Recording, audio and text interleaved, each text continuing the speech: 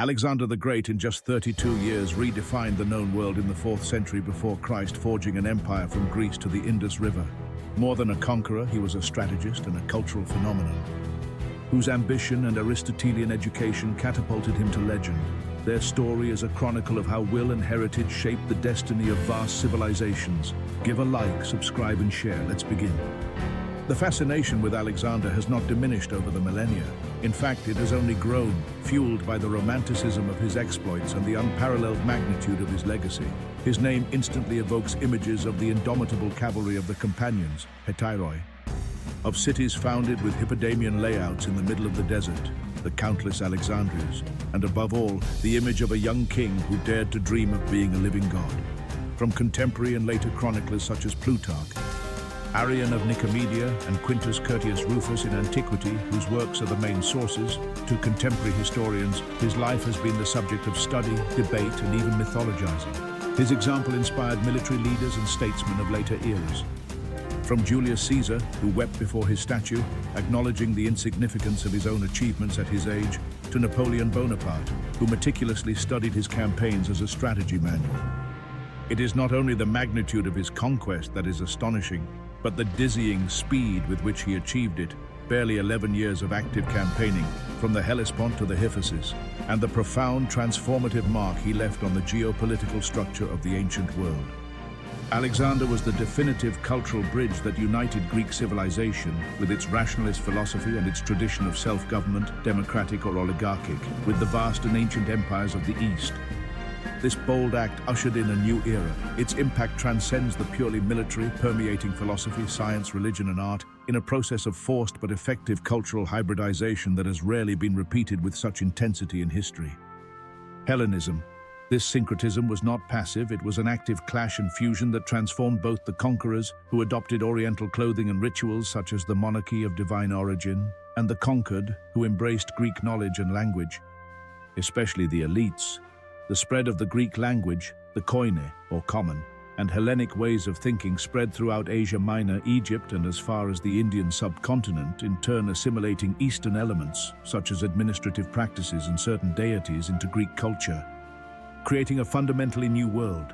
Alexander was born in Pella, the vibrant and rising capital of the Kingdom of Macedonia, in July of the year 356 before Christ. His lineage was extraordinary and predestined. His father, Philip II, a brilliant king, astute diplomat and innovative military leader who had transformed Macedonia from a semi-barbaric peripheral kingdom into the undisputed hegemonic power of Greece. His mother, Olympia, a princess of Epirus, whose strong connection to the Dionysian cult and stories of mythical descent, linking her to Achilles and Hercules, instilled in the young man an early sense of greatness and a divine destiny that Alexander would fully embrace. Philip II was the methodical architect of Macedonian power. He understood that the key to expansion lay not only in volatile diplomacy and alliances, but in profound and systematic military innovation. He created the famous Macedonian phalanx, an almost impenetrable infantry formation armed with the sarissa, a pike up to 6 meters long, which gave him a decisive tactical advantage over the traditional Greek hoplite. With this military tool and astute diplomacy, Philip subjugated the jealous Greek city-states, culminating in the Battle of Chaeronea in the year 338 before Christ, where the young Alexander, barely 18 years old and already showing his worth, successfully commanded the cavalry wing that broke the resistance of the legendary sacred band of Thebes and the Athenians. This victory sealed the League of Corinth, putting Philip at the head of a pan-Hellenic coalition whose stated goal was the invasion of Persia, Greece's old and hated enemy since the Greco-Persian Wars.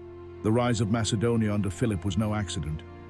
It was based on a comprehensive military reform that overcame the weaknesses of the Greek citizen militia model, which dissolved after each campaign. Philip professionalized the army, creating a full-time, cohesive force and training his men year-round, a radically unusual concept at the time. The sarissa, it was not just a weapon but a paradigm shift in infantry warfare, allowing the phalanx to defend itself against cavalry and dominate the battlefield with a tactical depth of up to 16 ranks.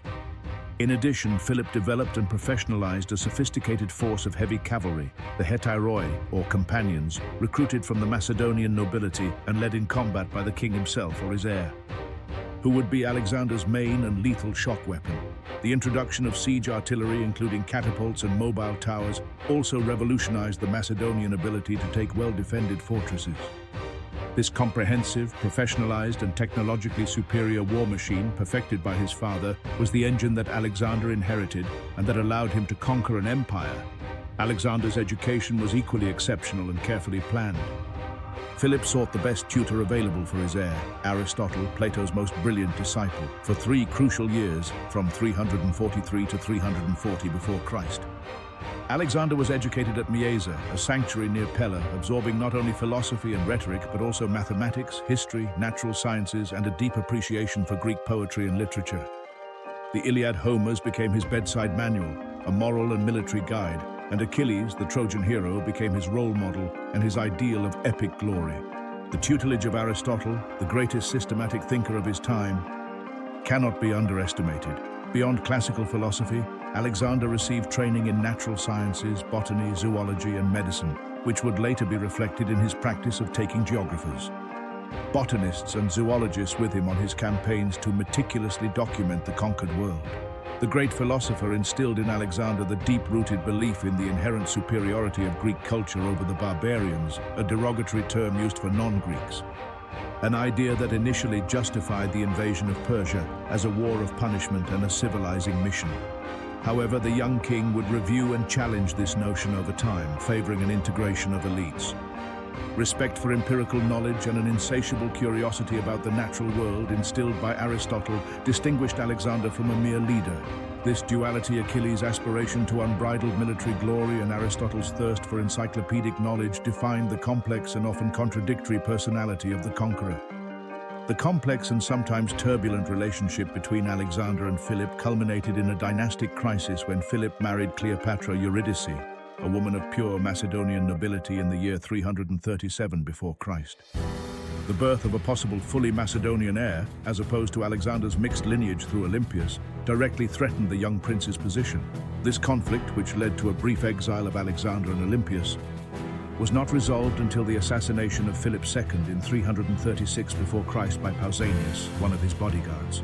The death of Philip, whose true motivations remain a mystery that ranges from personal revenge, a Persian conspiracy, or the intrigue of Olympias, catapulted Alexander, a young man of barely 20, to the throne of Macedonia.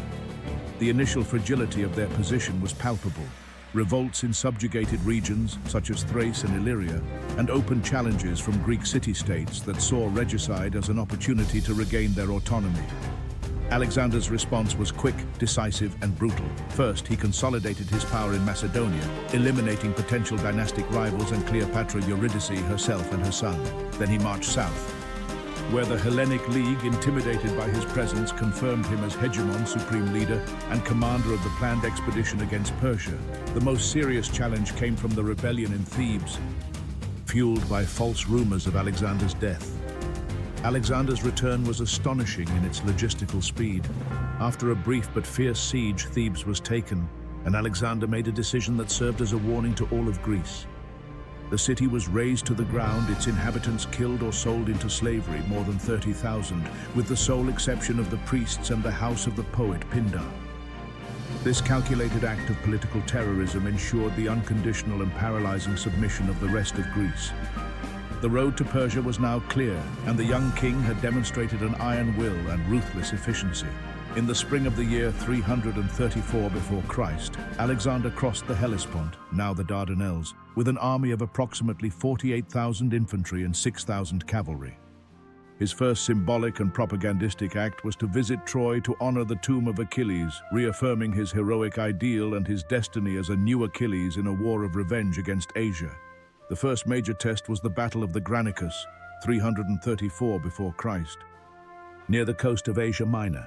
Facing the Persian satraps, Alexander boldly charged across the river, using the companion cavalry, heteroi, in a frontal assault for a crushing victory that opened the gates of Asia Minor, securing the coast and wealth of the western satrapies. The Persian strategy changed, and Darius III Codomanus, the great king, assembled a huge army. The next crucial encounter was the Battle of Issus, 333 before Christ, in a narrow defile, a geographical setting that neutralized the vast Persian numerical superiority. Alexander led the decisive blow, personally charging at the head of his cavalry towards the Persian center, heading directly for Darius III. The Persian king's hasty flight caused the army to collapse instantly and led to the capture of Darius's family, his mother, wife, and daughters, whom Alexander treated with unusual chivalry for the time, further enhancing his reputation and undermining Persian morale. After Issus, Alexander did not immediately pursue Darius, but instead decided to secure his rear by eliminating the Persian naval bases in the eastern Mediterranean, which involved the brutal and prolonged sieges of Tyre and Gaza. The capture of the island city of Tyre, after building a monumental seawall, mole, of 1 kilometer across the sea, was an unprecedented feat of engineering that underscores Alexander's relentless determination and logistical genius. With Egypt under control, 332 before Christ, Alexander was received as a liberator from the Persian yoke. In the oasis of Siwa, he consulted the famous oracle of Amun, where he was proclaimed son of Amun. This moment cemented his belief, or at least the propaganda, in his semi-divine destiny. It was also in Egypt that he founded Alexandria, the first and most famous of the many cities that would bear his name. The founding of Alexandria in 331 before Christ was a tangible manifestation of Alexander's long-term vision, a vision that went beyond mere military conquest.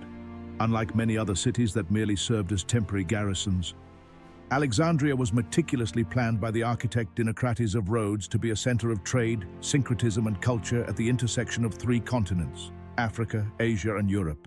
Its strategic location quickly made it a crucial port and a global economic center. Although Alexander only spent a short time there, the city flourished under his successors, the Ptolemaic dynasty, eventually becoming home to the legendary library and the lighthouse, one of the 7 wonders of the ancient world.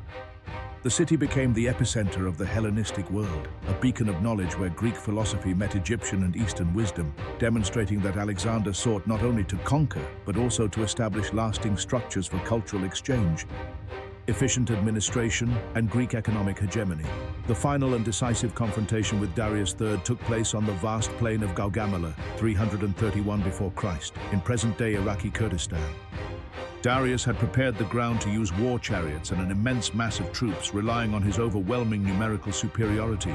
The Battle of Gaugamela is often cited as Alexander's tactical masterpiece, in which he adopted an oblique formation, remained calm under the chariot charge, and outmaneuvered the Persian flank. The decisive moment came when Alexander, at the head of the companion cavalry, exploited a gap that opened in the Persian line and charged with speed and precision at Darius's position. The second flight of the Persian king caused a general and final disintegration of the vast army. The victory meant the immediate fall of the Achaemenid Empire.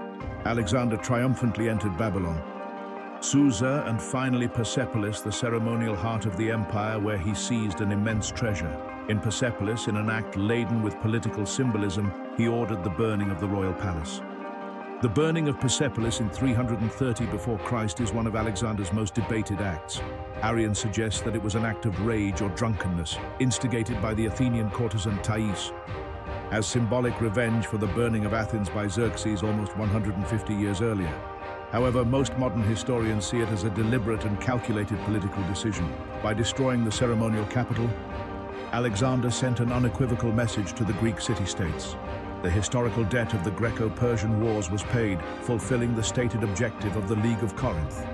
At the same time, it marked Alexander's official transition from being the leader of a Greek crusade to being the new legitimate ruler of Persia. He destroyed the symbol of the old monarchy in order to build his own Eastern legitimacy from scratch. The duality of this act underscores the complexity of Alexander, a mixture of personal passion, Greek propaganda, and Eastern political calculation. Give a like, subscribe, and share. After the assassination of Darius III at the hands of his own satrap Bessus, Alexander continued his pursuit and campaign through Media, Hyrcania, and Parthia, presenting himself as the avenger of Darius and the legitimate successor of the Achaemenids. The next 4 years, from 330 to 327 before Christ, were spent conquering the eastern satrapies, present-day Afghanistan, Uzbekistan, and Tajikistan. A grueling and brutal campaign against resilient warrior tribes marked by remarkable feats such as the capture of Sogdian Rock. As the empire grew, so did internal tensions with their Macedonian compatriots. Alexander began to adopt Persian customs, wearing Median robes, employing eunuchs in his court, and, most controversially, demanding the proskinesis, the Persian ritual of prostrating oneself before the king.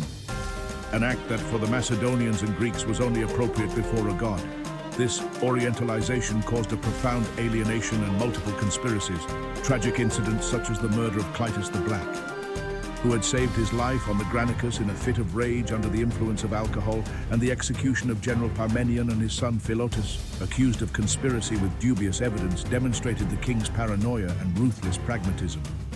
The execution of Callisthenes, Aristotle's nephew, for his opposition to the proskynesis emphasized Alexander's intolerance of criticism of his growing deification and authoritarianism.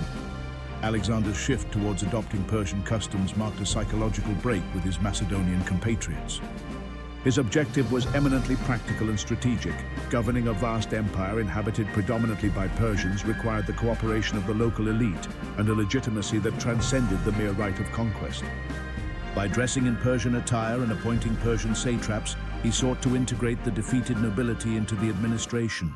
The proskynesis, it was the acid test of this change. In Eastern culture, it was a gesture of profound respect. For the Greeks and Macedonians, it was an act of worship reserved exclusively for the deities.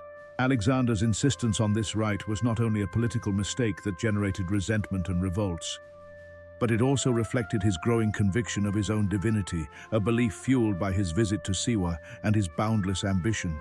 In the year 327 before Christ, Alexander embarked on the final phase of his conquest.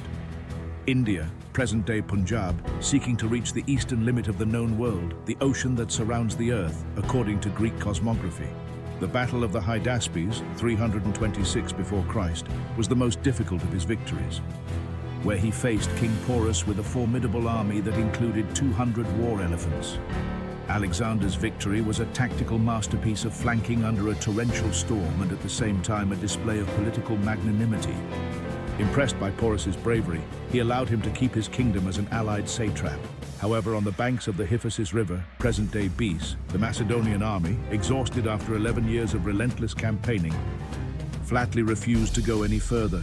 They had gone beyond the limits of the known world and were physically and emotionally devastated.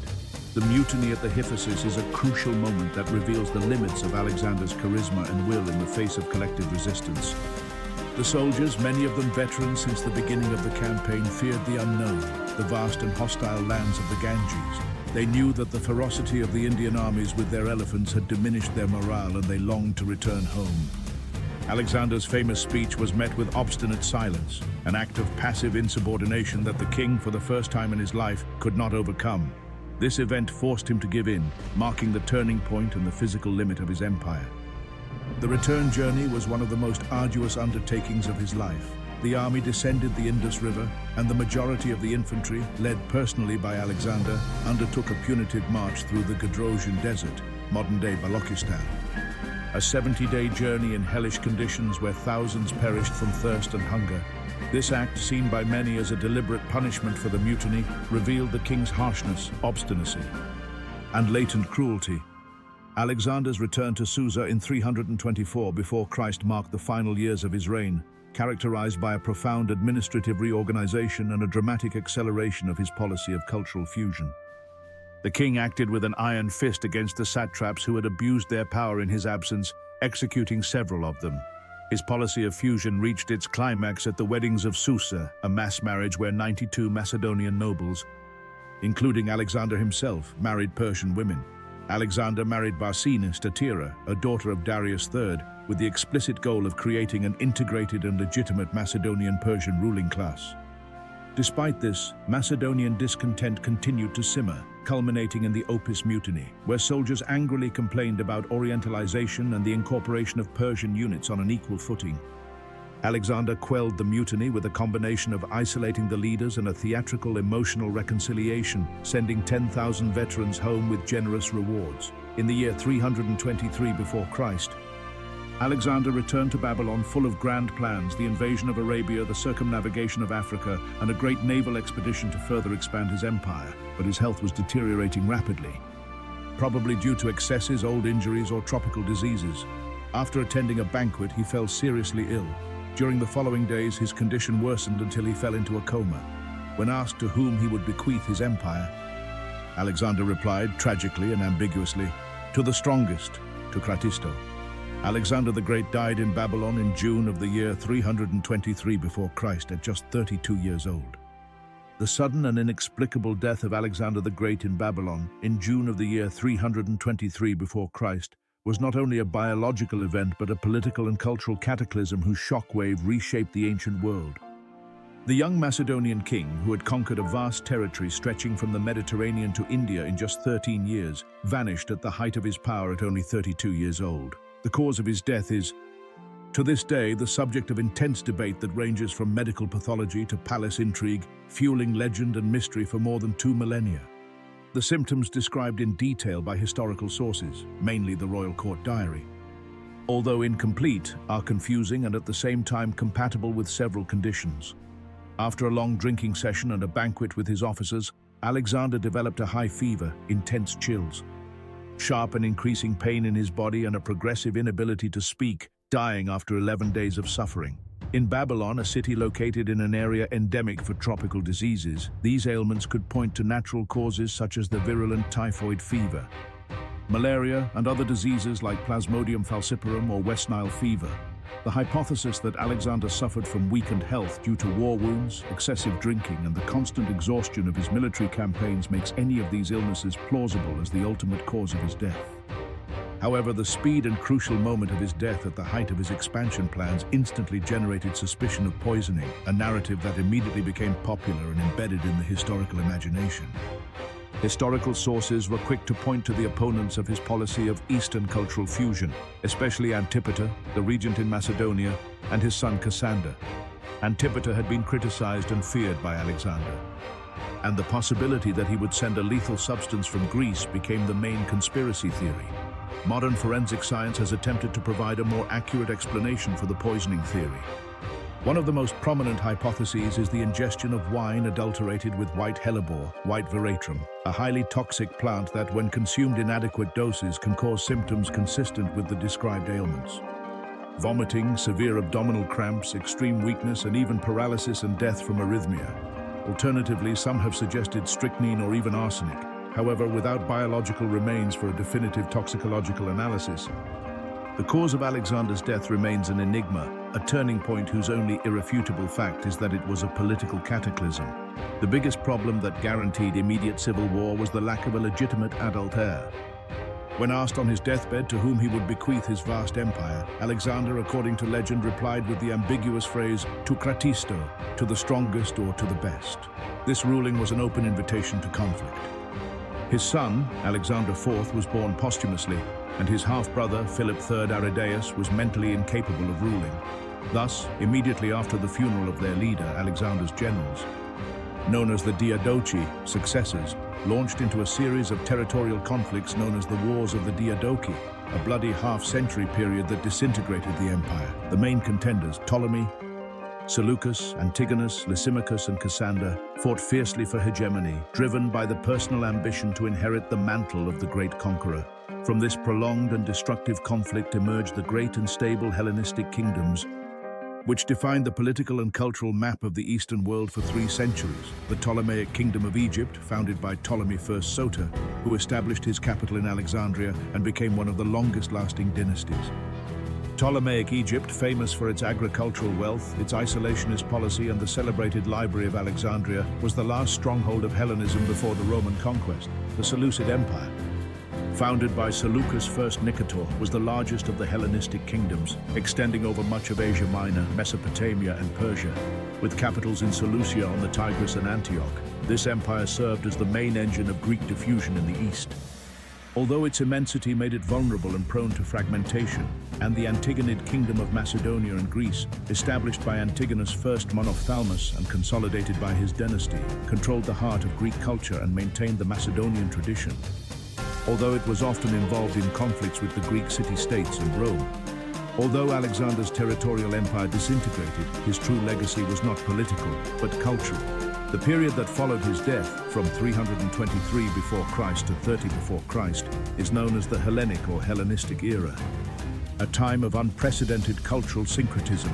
Alexander had founded more than 20 cities, many of them called Alexandria, which functioned as nerve centers of this exchange. The most important of these, Alexandria in Egypt, became the beacon of knowledge and ancient globalization. the imposition of the Greek language in its common dialect known as Koine as the lingua franca from the Mediterranean to the Indus River. It was the key to this cultural revolution.